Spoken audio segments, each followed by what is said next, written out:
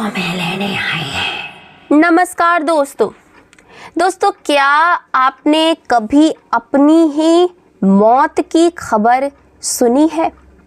सोचिए, आप एक स्टेशन पर खड़े होकर के ट्रेन का इंतज़ार कर रहे हैं और अचानक आपके फ़ोन पर मैसेज आता है कि आपकी बॉडी एक खाई में मिली है। ये कहानी अविनाश की है, जिसने एक ऐसी ट्रेन पकड़ी जिसे दुनिया 80 साल पहले भूल चुकी थी। आज की रात अगर आप अकेले हैं तो खिड़कियां बंद कर लीजिए, क्योंकि ये कहानी सुनने के बाद आप कभी किसी अनजान रास्ते पर शॉर्टकट लेने की हिम्मत नहीं करेंगे। लेकिन वीडियो को शुरू करने से पहले अगर आप हमारे चैनल पर नए हैं, पहली बार आए हैं, तो सब्सक्राइब कर दीजिए। आपका एक सब्सक्राइब हमारे इस खौफ के परिवार को और बड़ा बनाता है। अविनाश कोई डरपोक आदमी नहीं था। शहर का वो नामी इंजीनियर में से एक था। रात के करीब 1:30 बज रहे थे और वो अपनी बीमार माँ के पास अस्पताल पहुँचने के लिए पागल हो रहा था। जंगल के बीच उसकी गाड़ी का टायर फटा और किस्मत देखिए, स्टेपनी भी उसकी खराब निकली। तभी वहाँ से एक लिफ्ट देने वाला ट्रक गुजरा। ड्राइवर ने ट्रक रोका और कहा, साहब, इस सड़क से जाओगे तो सुबह हो जाएगी। पास ही नीमका स्टेशन है, वहाँ रात को एक माल गाड़ी रुकती है, सीधे वो शहर जाएगी। बस एक बात का ध्यान रखना। अविनाश ने पूछा, क्या? तो ड्राइवर ने अपनी मटमैली आंखें घुमाई और कहा, वहाँ जो दिखे उस पर यकीन मत करना। अविनाश को लगा कि ड्राइवर शायद नशे में है। वो पैदल ही स्टेशन की तरफ चल दिया। स्टेशन ऐसा था जैसे किसी ने उसे वक्त के पन्नों से फाड़ करके अलग कर दिया हो। पटरियों पर जंग नहीं, बल्कि एक काली काई जमी हुई थी। स्टेशन पर सन्नाटा इतना था कि अविनाश को अपनी पलकें झपकने की आवाज़ भी साफ सुनाई दे रही थी। अचानक स्टेशन की पुरानी घड़ी के कांटे 12 पर आ करके रुक गए। तभी दूर से एक रोशनी दिखी। अविनाश खुश हुआ कि मालगाड़ी शायद आ गई है। लेकिन जब ट्रेन पास आई उसके तो रोंगटे खड़े हो गए। वो मालगाड़ी नहीं थी, वो एक पैसेंजर ट्रेन थी, काले रंग की, जिसके डिब्बों से चंदन और सड़े हुए फूलों की महक आ रही थी। अविनाश ने सोचा, शायद कोई ये स्पेशल ट्रेन होगी। जैसे ही ट्रेन का दरवाज़ा खुला, एक ठंडी लहर उसके चेहरे से टकराई। वो अंदर चढ़ गया। ट्रेन के अंदर लाइटें नहीं थी, बस नीले रंग का एक अजीब सा उजाला था।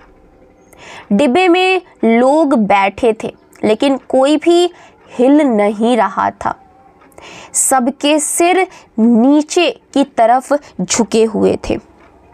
उसे जैसे कि किसी गहरे मातम में हो। अविनाश एक सीट पर बैठ गया।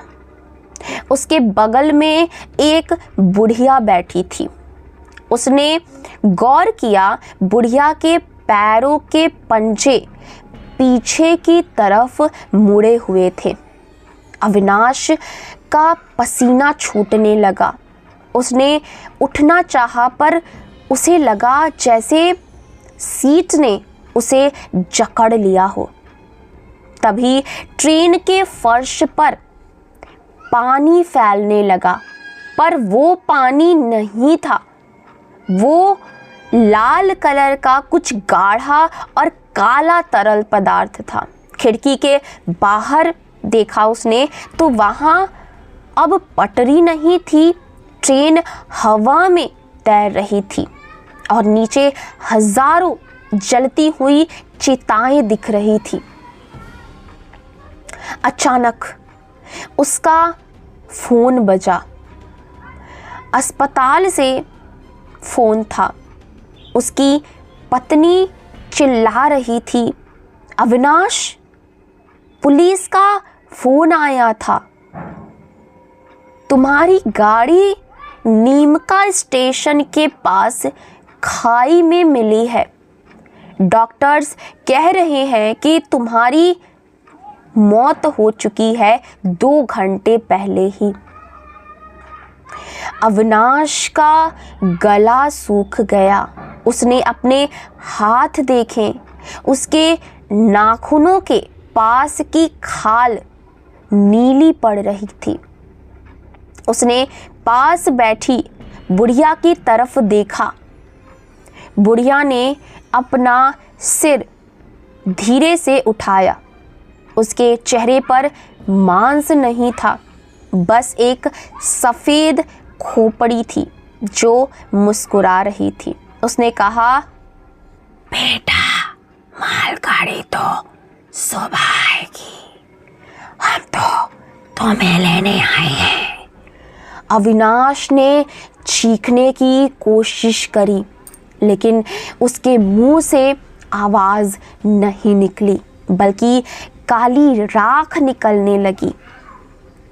ट्रेन एक सुरंग में घुस गई, जहां दीवारों पर उन लोगों के नाम लिखे थे जो इस शॉर्टकट के चक्कर में अपनी जान गंवा चुके थे। आखिरी नाम अविनाश का था। अगली सुबह जब पुलिस नीमका स्टेशन पहुंची तो वहां कोई ट्रेन नहीं थी। स्टेशन बरसों से बंद पड़ा था, लेकिन वहां की बेंच पर अविनाश का बैग रखा हुआ था और पटरियों पर इंसानी पैरों के निशान थे जो स्टेशन के अंदर तो आ रहे थे, पर बाहर जाने का कोई निशान नहीं था। दोस्तों, नीमका स्टेशन पर आज भी नक्शे पर नहीं मिलता है, लेकिन कई मुसाफिरों ने दावा किया है कि आज भी रात 2 बजे वहाँ एक काली ट्रेन आकर के रुकती है। अगर आप कभी रास्ता भटक जाएं तो याद रखिएगा, हर चमकती रोशनी ट्रेन की नहीं होती और हर शॉर्टकट घर नहीं ले जाता। आज की कहानी में बस इतना ही। अगर आपको कहानी पसंद आई हो तो चैनल को ज़रूर से सब्सक्राइब करिएगा। हम मिलेंगे अगली वीडियो में एक नई स्टोरी के साथ। तब तक अपना ख्याल रखिएगा और मेरा इंतज़ार करिएगा। Bye bye, take care.